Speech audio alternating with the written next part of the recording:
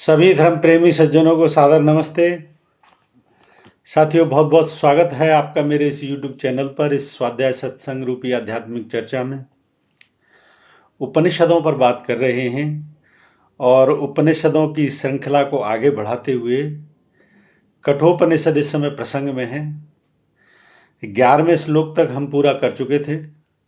आज 12वां श्लोक लेते हैं और 12वें श्लोक में एक जो है ना, यमाचार्य ने जो 3 वरदान दिए थे, 3 वचन दिए थे नचिकेता को, एक वचन वो पूरा कर चुका था और वो वचन था कि मेरे पिता का गुस्सा शांत हो मेरे प्रति।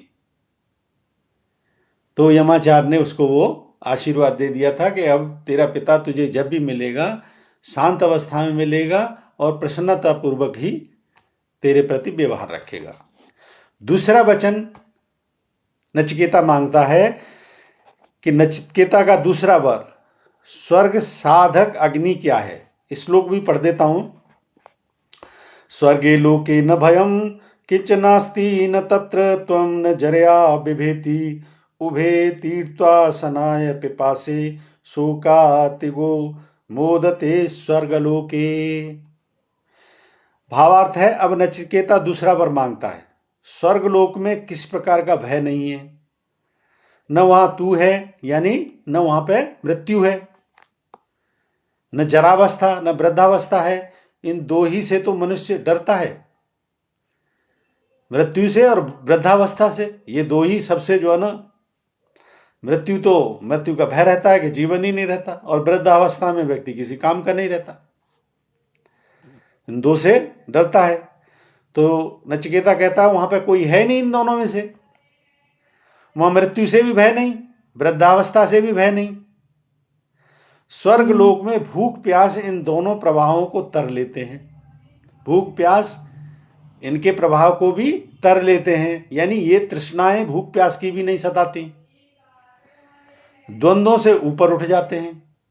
किसी प्रकार का जीवन में द्वंद्व नहीं रहता, एक रस जीवन की स्थिति होती है, द्वंद्व ही समाप्त हो जाता है। शोक पीछे रह जाता है, आनंद ही आनंद रह जाता है। तो दूसरा वर मुझे ये दीजिए कि स्वर्ग साधक वो अग्नि क्या है, वो अग्नि तत्व ऐसा क्या है जिससे वह स्वर्ग साधना की स्थिति तक व्यक्ति पहुंच जाता है। साधना करते करते उस स्थिति का पहुंच जाता है। मुझे दूसरा वरदान दे दीजिए। जिज्ञासा उसकी यही थी कि इस प्रपंच से मुक्त हो जाना। स्वर्ग समझो या इसको मोक्ष अवस्था समझो, वहां पे द्वंद्व रहता नहीं। और वो होता है, मिलता किससे है? जिस स्वर्ग साधक अग्नि की को उससे प्राप्त करने की इच्छा कर रहा है नचिकेता यमाचार्य से। एक और श्लोक लेते हैं, इससे आगे का प्रसंग को आगे बढ़ाने के लिए। स्वत्वमग्नि स्वर्ग मध्येसी मृत्यो प्रभुहि त्वं श्रद्धया नायमहं स्वर्गलोका अमृतत्वं भजन्त एतद्द्वितीयेन वृणे वरेण। हे यमाचार्य, आप उस स्वर्ग प्राप्त कराने वाली अग्नि को जानते हैं। हे मृत्यु, मैं श्रद्धा पूर्वक पूछता हूं, आप मुझे उसका उपदेश दें। जो स्वर्गलोक में जाते हैं उन्हें अमृतत्व, अमरता प्राप्त होती है। इसलिए स्वर्ग साधक अग्नि का आप उपदेश दीजिए। द्वितीय वर मैं यही मांगता हूं। तो वो यमाचार्य से यही याचना करता है कि द्वितीय वर मुझे यही दीजिए कि वो स्वर्ग साधक अग्नि क्या है जिससे ये सारे प्रपंच, न वहां मृत्यु का भय है, न मृत्यु है, न जरावस्था है, न भूख प्यास की तृष्णाएं हैं, एक रस जीवन है, आनंद ही आनंद है। मुझे उस अवस्था तक पहुंचने का ज्ञान दीजिए। वो अग्नि सार क्या है जिसके माध्यम से वहां तक पहुंचा जाता है? वो कौन सा रास्ता है? ये रास्ते को समझने चाहता है कि कौन सा रास्ता है जिससे निकल करके मैं इस द्वंद्व से उस अवस्था तक पहुंच जाऊं। कितनी बढ़िया जिज्ञासा है। और यही जिज्ञासा होनी चाहिए कि ये प्रपंचों में जो उलझ जाते हैं हम, ये अपनी जगह इनको रहने दें, इनका महत्व अपनी जगह छोड़ के साधक को हमेशा लक्ष्य वो होना चाहिए। आजकल दुनिया में जिधर देखो, कॉर्पोरेट सेक्टर में देखो या किसी भी क्षेत्र में देखो, जितने भी ये आपके मोटिवेशनल स्पीकर हैं या कोचेज हैं, सब एक बात कहते हैं, define your goal, define your goal, define your goal. और इन पे क्रिटिक्स करने वालों को भी देख लो। ये बड़ा मैंने दिल से एक किस्सा देखा था कि कोच था वो, कि हमको ये छोड़ देना चाहिए, हमको वो छोड़ देना चाहिए, हमको वो छोड़ देना चाहिए, सारे लेक्चर वहां पे दे रहा था। टेंशन हमको कभी नहीं लेनी चाहिए। इस प्रकार की बातें करना बहुत आसान है। और बाहर आके उसने देखा वो जो है ना स्मोकिंग करने लग रहा, बहुत ज्यादा टेंशन में, उसका ध्यान कहीं और था।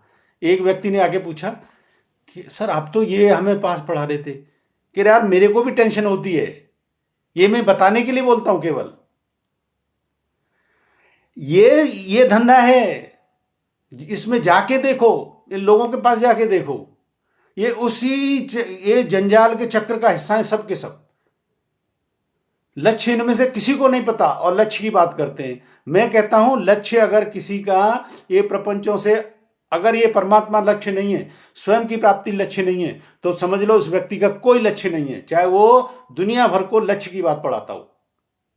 ये उपनिषदों के माध्यम से, मैं स्वयं के आध्यात्मिक जर्नी के माध्यम से बता रहा हूं कि अगर तुम्हारा कोई गोल हो सकता है, गोल हो सकता है सिर्फ और सिर्फ स्वयं को जानना, उस परमपिता परमात्मा को जानना। दूसरा कोई गोल हो ही नहीं सकता।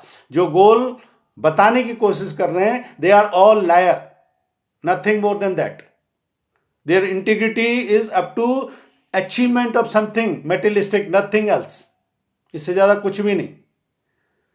मैं क्रिटिक्स भी करता हूं, लेकिन मैं किसी की संवेदनाओं को ठेस नहीं पहुंचाना चाहता। लेकिन जो बात है मैं उसको जो है ना पूरी अपनी जो है ना, एक कहते हैं स्थिरता के साथ कहता हूं कि जो सत्य है वो सत्य है, irrespective of if somebody likes it और नॉट। किसी को पसंद आ रही है, नहीं पसंद आ रही है, वो मेरा विषय है नहीं। जिसको पसंद आएगी वो इससे चिपकेगा, जिसको पसंद नहीं आएगी निश्चित तौर पे वो जहां उलझा हुआ है वहां पे उलझनों को पहले पूरे करेगा और वहां से फिर कभी निकलने की कोशिश करेगा जब समय आएगा। ये तो सब समय के हिसाब से होता है। एक बार महात्मा आनंद स्वामी को किसी ने पूछा, वो जो है ना शिक्षा दे रहे थे लोगों को, तो कुछ लोग आए साधु वर्ग, उन्होंने देखा, अरे आप इतना बेशकीमती ज्ञान ऐसे क्यों बांट रहे हो? कि मैं बांट तो रहा हूं, लेकिन ये समझ में उसी की में आएगा जिसके संस्कार इतने प्रबल होंगे, वरना ये समझ में ही नहीं आएगा।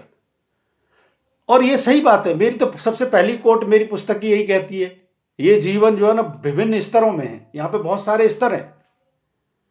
तो जो इस स्तर का होगा उसी की समझ में बात आएगी। जिसका स्तर ही नहीं है तो निश्चित तौर पर उसकी कहीं उलझने हैं।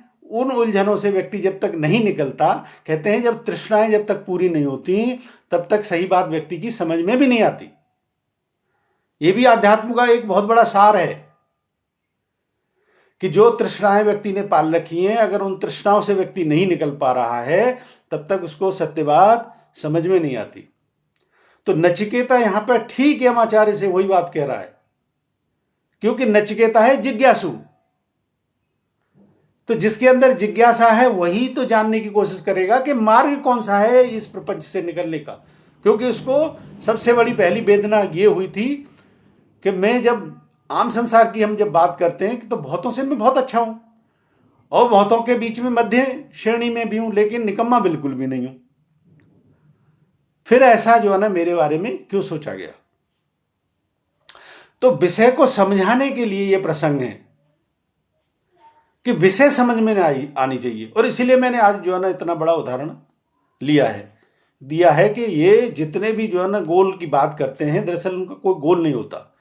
वो एक मेटेरियलिस्टिक जो है ना पेरीफेरी एक होती है जहां पे उलझना है। आजकल ये बहुत ट्रेंड में है, बहुत ज्यादा ट्रेंड में। मैं तो देखता हूं फेसबुक पे देखो, जहां पे भी देखो, ये सबसे ज्यादा ट्रेंड में। खैर, ये वीडियो मेरा उनके लिए भी है कि कम से कम उतनी ही चेतना जागृत है व्यक्ति की कि भौतिक जगत में ही सही कोई अगर अच्छी तरीके से चलने की उपलब्धि का मार्ग है तो निश्चित तौर पे मटेरियलिस्टिक वर्ल्ड के लोग ही सही, लेकिन कुछ तो चेतना इनके अंदर जागृत हो सकती है कभी भी। जैसा भी अनजान गोल भी कभी कभी सही गोल की तरफ रुख मोड़ देता है।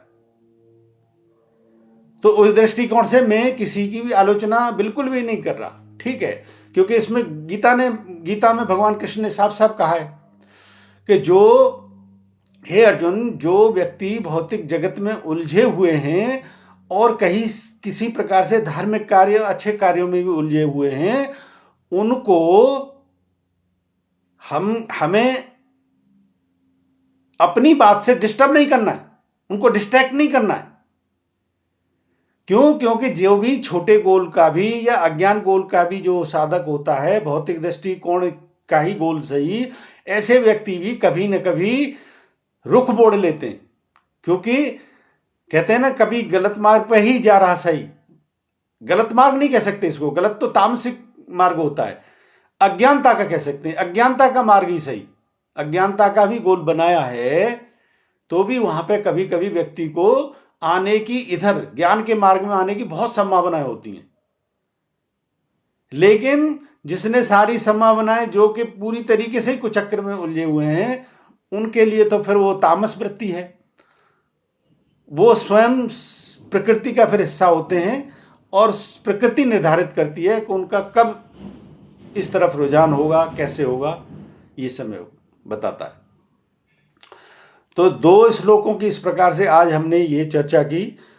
दूसरा हमने आज जानने की कोशिश की, ये बहुत बड़ा प्रसंग है इस अग्नि के विषय में बताना। इसके कई पक्ष हैं। एक पक्ष जो उपनिषद के हिसाब से इसमें प्रसंग में चल रहा है, उस पर हम पूरी तरीके से चर्चा करेंगे। इस प्रकार से आज इन 2 श्लोकों को हमने पूरा किया।